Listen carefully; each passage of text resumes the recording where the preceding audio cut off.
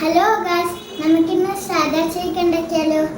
അതിനുള്ള സാധനങ്ങൾ: banana, കട്ടപ്പാൽ, Kuki, ice cream, boost, പഞ്ചസാര, നട്ട്സ്. ഫസ്റ്റ് നമുക്ക് ബനാന ഇട്ട് കൊടുക്കാം.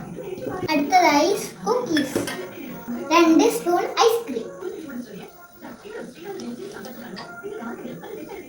നെക്സ്റ്റ് കട്ടപ്പാൽ, ആവശ്യത്തിന് പഞ്ചസാര ഇട്ട് കൊടുക്കാം, 2 സ്പൂൺ ബൂസ്റ്റ്.